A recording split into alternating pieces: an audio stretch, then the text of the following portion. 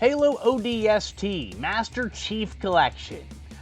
I have always had some of my own personal beef with O.D.S.T, and in purchasing the game by a Master Chief Collection, my beef has increased. I know when reviewing a game, it's written law that you must discuss the pros before the cons. That is how you are properly supposed to do a review. This time, I'm going to get the grievances out of the way, and the reason this game ain't going to get a good score from me.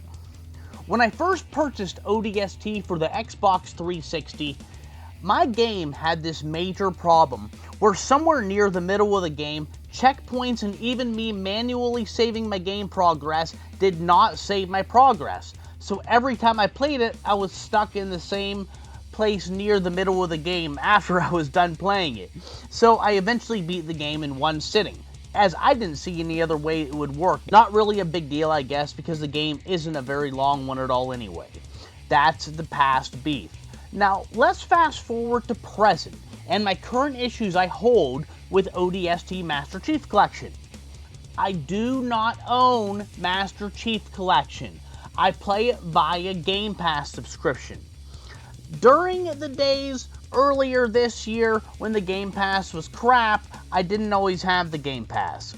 I have a lot of other games, and I own a ton of games that are offered by Game Pass, so I didn't care about it at the time.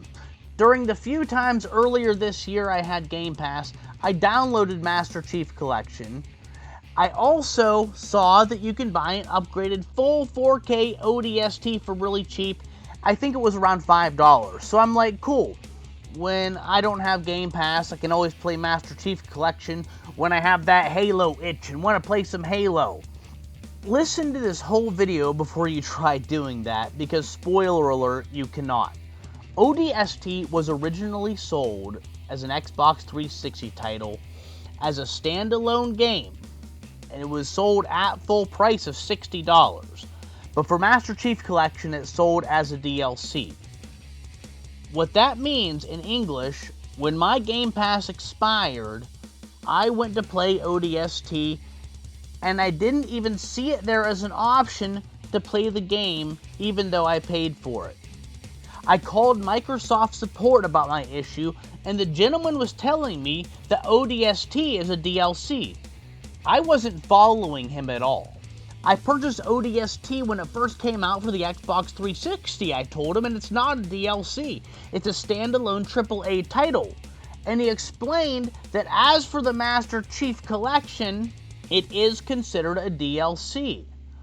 Well, in buying the game, that didn't seem very obvious to me, and I would bet dollars to donuts that many people had the same issue that I had.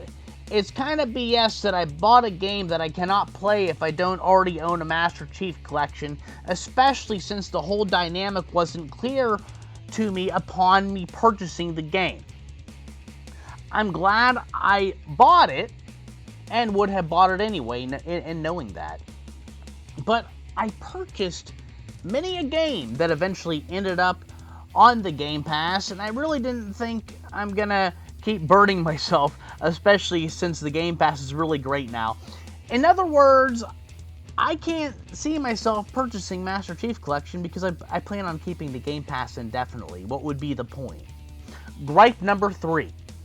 I played O.D.S.T Master Chief Collection again. Was originally sold as a standalone game at full price of $60 when it first came out for the Xbox 360. For the Master Chief Collection, it is sold as a DLC, and I paid around $5 for it, and I know I already said that. I played this via Master Chief Collection.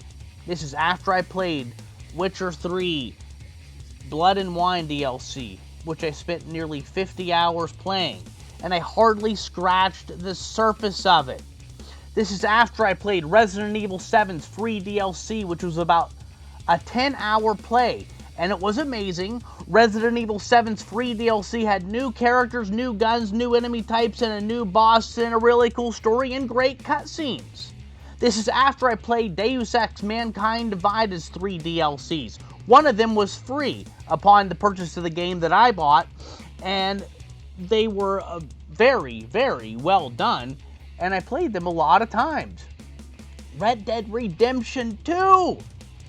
I beat the game after a lot of hours on it. I did some, but very little crafting, and I think I only killed 2 legendary animals in my whole playthrough, leaving much more content to be played after the game with Arthur. You get another campaign with John, the protagonist of Red Dead Redemption 1. And all of Mexico's map opens up, which is a huge, huge portion of Red Dead Redemption 2's map. Brand new map opens up. This isn't even mentioning all the stuff you can do online. Guys, this is all free. O.D.S.T. Master Chief Collection is a standalone DLC now, all of a sudden magically, that has a very short campaign and no multiplayer. This game is almost entirely in the dark, which maybe is a nitpick, but nitpicking aside, it is indeed a very short campaign. O.D.S.T. should have originally, for sure, been a Halo DLC, not a standalone game for $60 damn. Then for Master Chief, it was a DLC. I'm pissed that it was sold as a full game then, and I'm pissed that it is sold as a DLC now. And I'm pissed that you can't play a game you paid for unless you own the Master Chief Collection, because it's considered a DLC. I'm getting a big sense of some major bull donkey corporate greed here. With that, and the game itself being okay at best, the game rating is going to suffer partially because of the greed BS that I'm sensing, and because the game just, I don't think is that great. This is just my opinion though. I could be wrong about everything. It's like the last Call of Duty game that had no campaign at all, or Battlefront 2 finally had a campaign, but it was only like 2 hours long. And let's briefly talk about Anthem, where EA and BioWare released a game that still isn't finished, and it's been out for the better part of a year now. Anthem still shouldn't be released yet. It's like if Cyberpunk released their unfinished game 6 months ago just so they could meet fiscal deadlines and screw the fans. They screwed us. Some of these companies talk about how their new game won't have any microtransactions just to get good points with a gaming journalist. Then after the games get released, they add microtransactions as they always intended. These corporations are amoral. Without further ado, let's get into Halo O.D.S.T. Originally, this game was going to be called Halo Recon.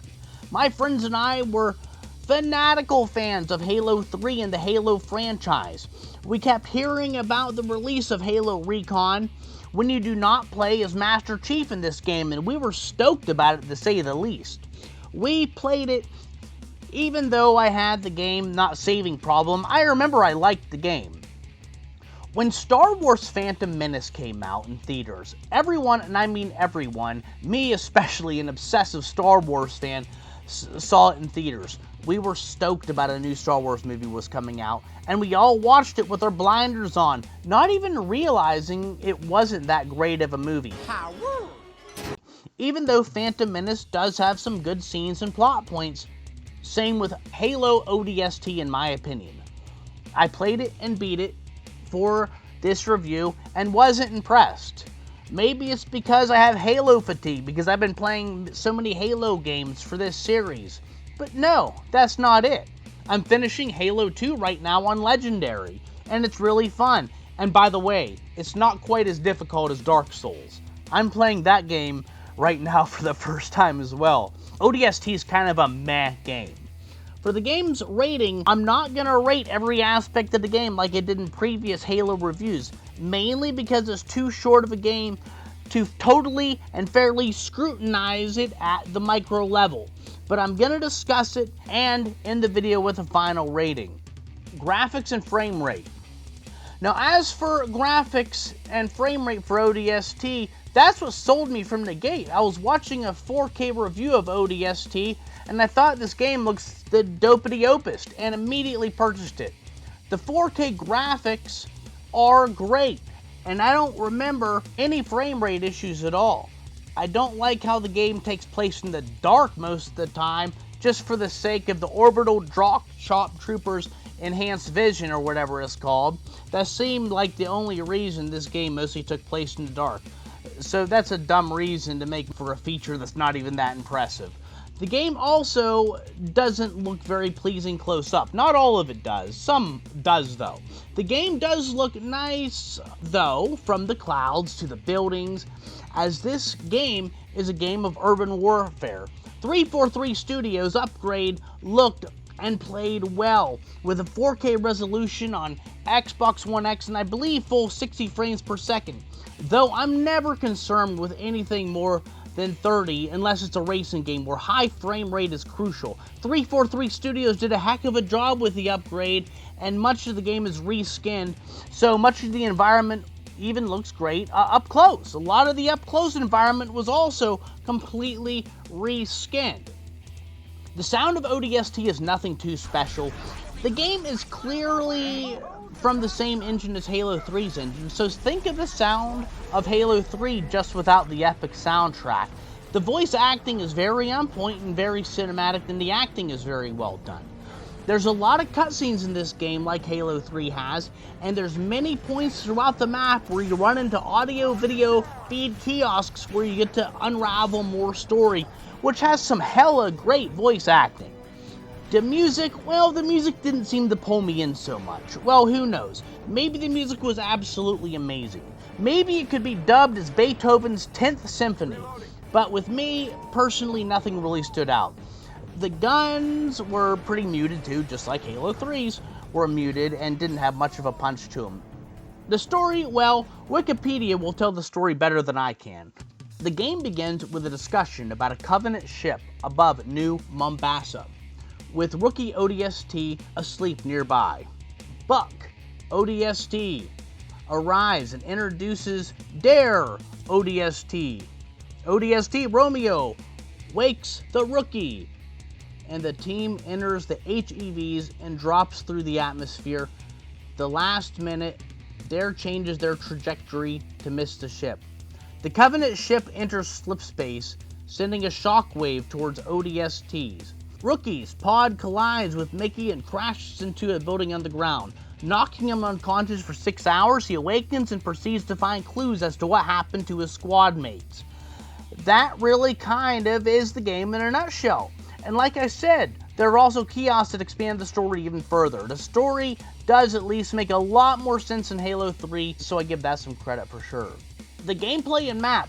The gameplay, again, is like Halo 3, if you're a somewhat weaker Master Chief who has to run around looking for health packs when injured.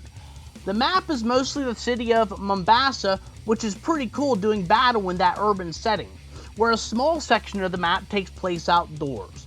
The game's map is a bit frustrating because I spend a lot of the game lost. This story is about looking for clues, and this makes the game very much a game of hide and seek. Many of the clues are not very obvious. One of the things I was to find was a gun that was stuck in some power lines in the air in the dark. I had to YouTube the location, and I finally looked up in the air and found it. This game is for sure very challenging and feels very rewarding when I finally beat a chapter. O.D.S.T's campaign is okay, and that's all it is. It's an okay and satisfactory game. I give Halo O.D.S.T campaign a 5, and it should get an even lower score just for the fact it was a $5 game and sold as a DLC, as it should have all along. I obviously felt a little bit misled because of not knowing this game is now sold as a DLC by a Master Chief Collection. The game works, it has no bugs at all that I saw, and the graphic upgrade is very nice and very fresh. I'm looking forward to Halo Reach's 4K upgrade campaign to be released by 343 Studios. They're still working on it, and they said it will be released this year, but who knows. I'm never concerned about when a game comes out. I'm only ever concerned that the game comes out finished and polished, like the new Outer Worlds game was. I played that game the second it was released to the public at midnight, and it did have some glitches and just a few crashes, but very few. Not bad at all, being this is a brand new RPG title. This is the kind of polish I'm expecting. Skyrim still bugs out to this day. I just mentioned in a previous video I was playing the new Xbox One X version of Skyrim and got a game-breaking glitch early on in the game. I really do expect that Reach will be released in a good state, and I can't wait to play it. I'm going to hold off on my Reach review until the upgrade version drops. Corporate greed has been an issue since there were corporations, and power corrupting people was an ongoing issue, and I'm not supportive of companies that do this. I'm not ever going to buy the new Star Wars game from EA. Jedi Fallen Order already reeks of greediness. You can't slice the limbs off soldiers with lightsabers, so this game can be rated T. Halo 5 did the same crap. With Halo 1, the aftermath of a battle looked like a Jackson Pollock painting made up of alien blood and gore, and that was one of the elements that made Halo so fun. Halo 5 had none of that to appeal to a larger audience to get more sales, I would guess. Maybe I'm wrong though, and I can be wrong as I want. That's not going to stop me from boycotting companies that I think are lazy and greedy and just plain suck. Like Bethesda, a company that has literally never developed a game I like. And similar companies are notorious for pissing people off, like Activision, EA, and even BioWare. They can be greedy all they want with their loot boxes and play-to-win BS. Like we even see with Forza games. If you want a good vehicle, you must pay cash money for it. I was an idiot enough to do that and bought a car from Forza Horizon 4 because busting your credit card out is as easy as 1, 2, 3, and they know it, and that's why they do it. I'm trying to put this whole series out as quick as I can, but editing like this takes time, and I'm pretty new at video editing. Please like and subscribe to this channel. I'm really trying to get this subscriber count up, and it would help a lot if you could do that for me. Tell me what you think of O.D.S.T. It's a new 343 Studio upgrade if you played it. And let me know if what happened to me also happened to you with the game. And thinking it might be a standalone title as it originally was, and now it's a DLC, and you can't play it if you have Master Chief Collection, or if you don't own it, rather. Let me know if you're looking forward to Halo Reach's new refurbished campaign. Until next time, guys, blessings.